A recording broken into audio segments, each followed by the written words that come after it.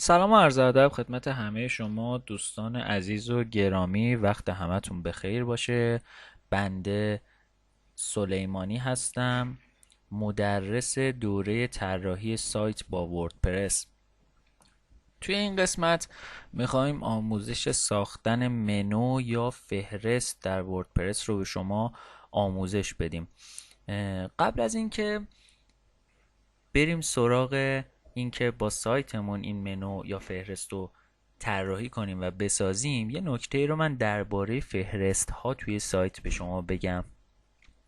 ببینید، وقتی یک مخاطب وارد سایت شما میشه که یه مطلبی رو ببینه، اگر اون مطلب به دردش نخوره یا اینکه اصلا به دردش بخوره و بخواد مطالب مشابه اون رو هم در سایت ببینه، باید چیکار کنه؟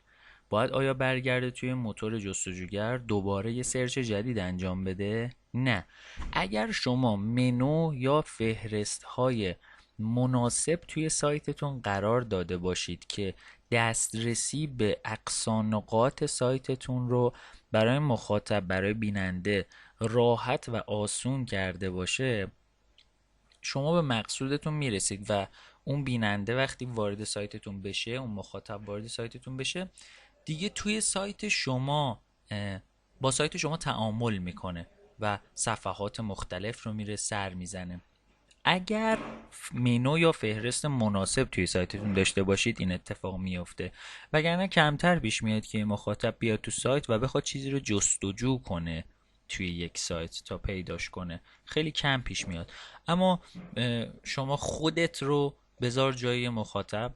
وقتی میخوای یه محصولی رو بخری، وارد سایت میشی، میخوای عذرخواهی میکنم، میخوای به محصولات دیگه دسترسی داشته باشی، سریعا منو رو باز میکنی که از اون منو بتونی دسترسی پیدا کنی به اون محصولاتی که مد نظرته. هم از این نظر خوبه که سایتتون رو برای مخاطب جذاب میکنه و هم از نظر سئو امتیازهای خیلی مثبتی داره اینکه فهرست داشته باشید. روندش هم به این صورته که شما میتونید دسته‌بندی های محصولاتتون رو، اگر سایتتون فروشگاهیه، یا دسته‌بندی های مقالاتتون رو بیارید وارد فهرست کنید و دسترسی بدید به مخاطب. این باعث میشه که تعامل اون مخاطب با سایت شما بسیار بالاتر بره و زمان بیشتری رو توی سایت شما بگذرونه. خب بریم سراغ آموزش عملی از تولید یک فهرست. ببینید، این سایت ماست. ما میخوایم توی نوار کارمون، یعنی این بالا توی هدر، توی این بخش نوار قرمز، میخوایم یک منو اضافه کنیم.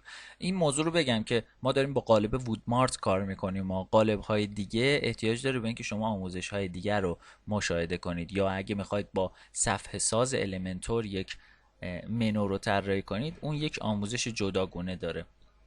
ما الان داریم با قالب وودمارت کار میکنیم که یک قالب فروشگاهی هم هست. ما میخوایم تو این بخش یک منو خیلی جذاب و مناسب بسازیم و قرار بدیم. چطور باید حالا این کار انجام بدیم؟ میایم توی پیشخوان وردپرسمون، میایم پایینتر توی بخش نمایش، توی بخش فهرست ها.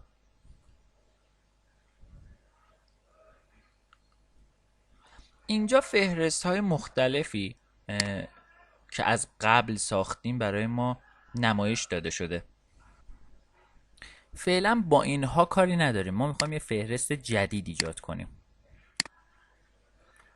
روی یک فهرست جدید ایجاد نمایید کلیک میکنیم. خب اسم فهرستمون رو میذاریم چی؟ فهرست جدید آموزشی به عنوان مثال. حالا هر اسمی که خودتون بخواید میتونید انتخاب کنید و ایجاد فهرست رو کلیک میکنیم. خب فهرست ما باید چیا داشته باشه؟ باید یه دونه صفحه خانه داشته باشه یا هوم. که توی برگه ها ما باید دنبالش بگردیم. دیدن همه رو بزنید. خب این صفحه خانه که صفحه اصلی سایتمونه، این رو کلیک کنید. یه صفحه مقالات باید داشته باشه که صفحه بلاگمون میشه یا همون برگه ها و نوشته ها. صفحه تماس با ما رو نیاز داریم و صفحه درباره ما که نداریم این صفحات رو. ما فعلا این دوتا رو افزودن به فهرست رو کلیک میکنیم تا بیاد این طرف برامون و داخل فهرستمون قرار بگیره. خب اینجا نوشته خانه، اینجا که نوشته بلاگ به انگلیسی، ما اینو میتونیم از این طریق تغییر بدیم نامش رو به مثلا مقالات و ببندیمش. الان شد خانه مقالات. خب ما دو تا برگه دیگه هم میخوایم. اینجا بیاید توی برگه ها روی افزودن برگه کلیک کنید، توی صفحه جدید براتون باز بشه. یه برگه ایجاد میکنیم به اسم برگه تماس با ما، انتشار.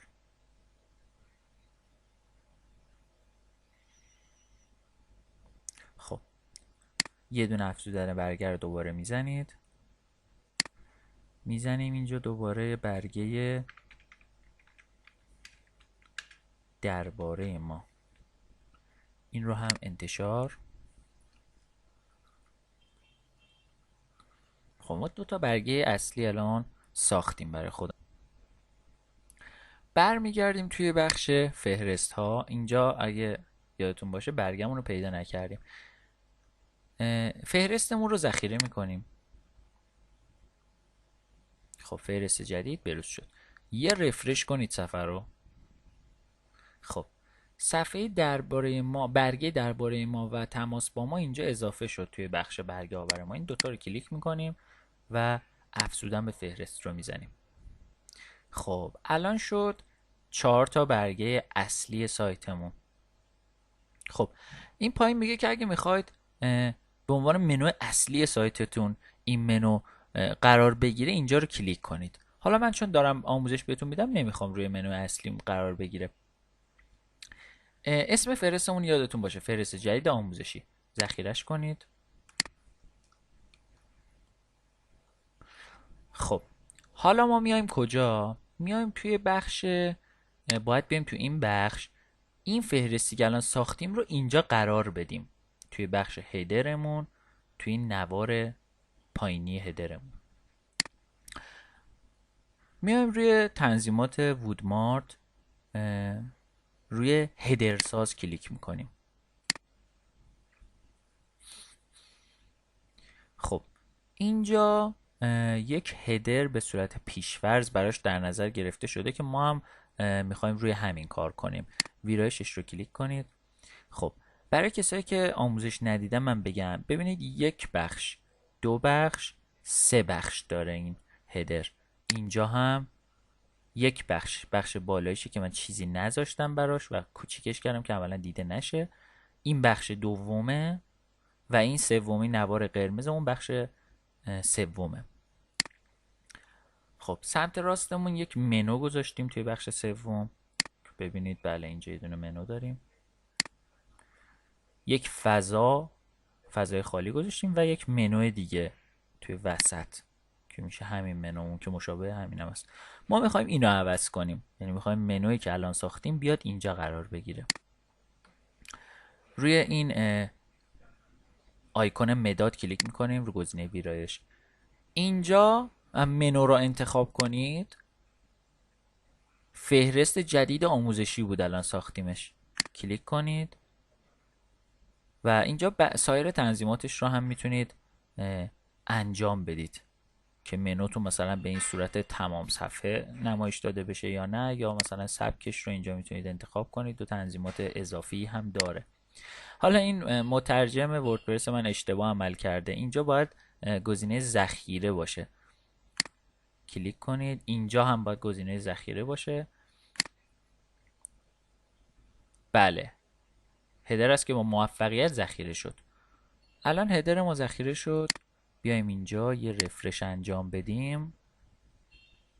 بله ببینید هدری که همین الان با هم دیگه تنظیمش کردیم اینجا هستش.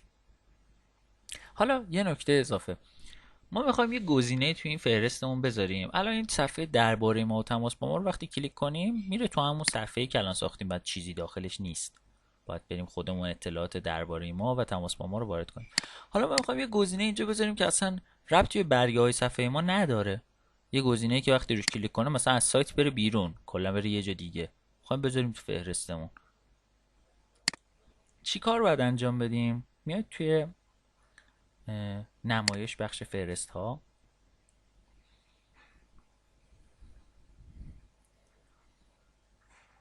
اینجا پیوندهای دلخواه رو میزنید.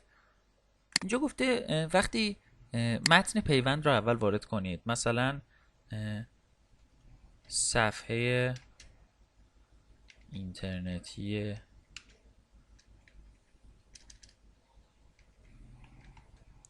دوستم، مثلا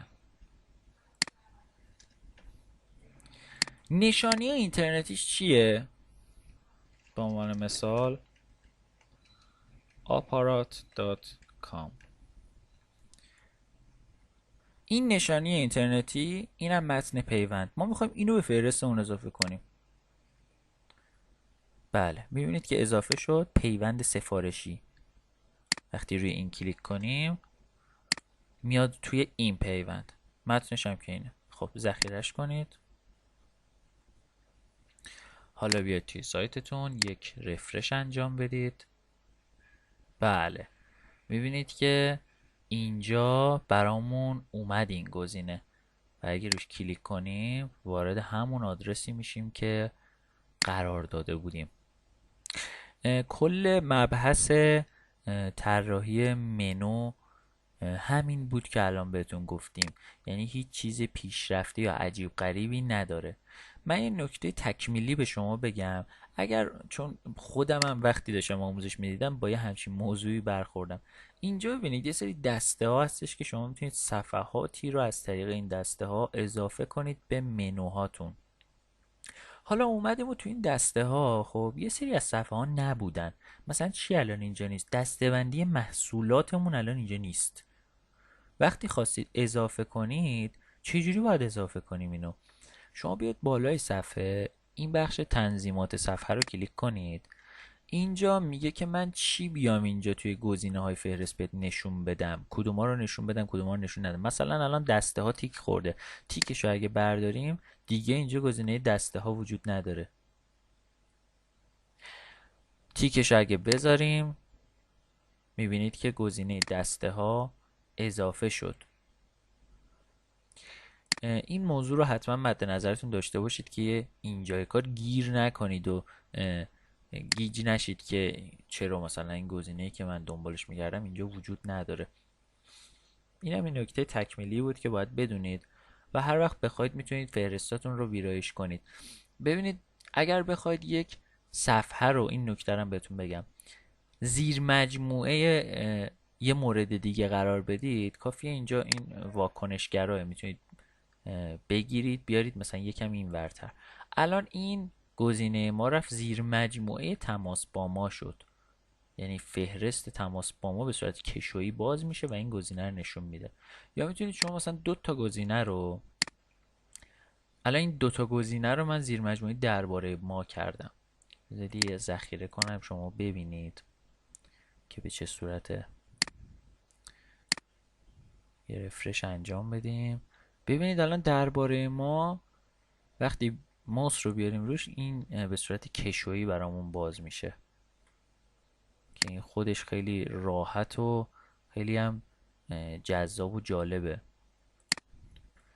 کل مورد ساخت فهرست توی سایت همین بود با قالب وودمارت. میبینید که بسیار ساده و بسیار کاربردی هم هستش.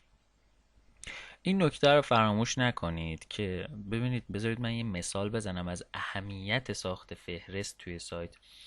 ببینید شما به عنوان مثال میاید سرچ میکنید توی اینترنت که خرید گوشی موبایل ارزان. میبینید خب یه سری پیشنهادها بهتون میده گوگل. وقتی روی یکی از پیشنهادها کلیک میکنید وارد یه صفحه میشید که اون صفحه دسته‌بندی محصولاته.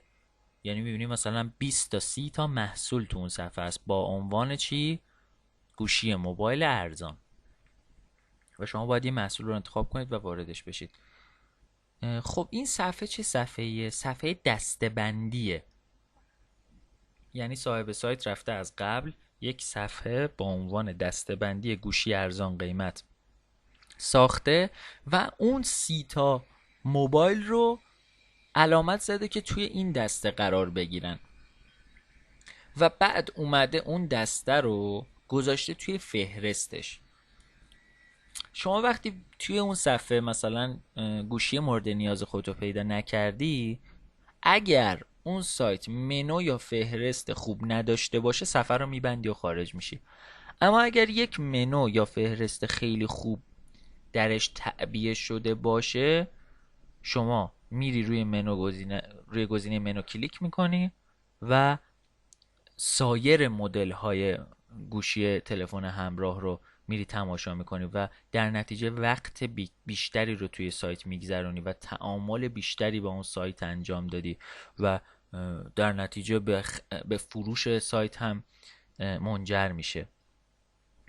و خیلی مفیده. عملاً باید هر سایت حرفه‌ای یک منو فوق حرفه‌ای داشته باشه، یک منو متنوع و کامل. شما هم حتما برای سایتتون یک منو خیلی خوب طراحی کنید. از اینکه این جلسه رو با ما همراه بودید از شما بسیار متشکرم. من تلاش میکنم توی آموزش هام طوری آموزش بدم که نکته باقی نمونه که شما وقتی خواستید اون آموزش رو پیاده کنید رو سایت خودتون یه جای گیر کنید و چیزی به ذهنتون نرسه و مجبور بشید یا از کسی بپرسید یا بخواید توی گوگل سرچ کنید. من میخوام به اونجا نرسید. من میخوام وقتی یه ویدیو رو نگاه میکنید کامل همه چیز رو درباره اون موضوع یاد گرفته باشید. به خاطر همین فیلم ها رو، ویدیوها رو با توجه کامل نگاه کنید و مرحله به مرحله پیش برید. امیدوارم که این مطالب براتون مفید و کاربردی بوده باشه. هر نظری، هر انتقادی، پیشنهادی، حرفی، حدیثی داشتید زیر همین پست برای من کامنت بذارید. من جواب همتون رو میدم. موفق و پیروز باشید. خدا نگهدار.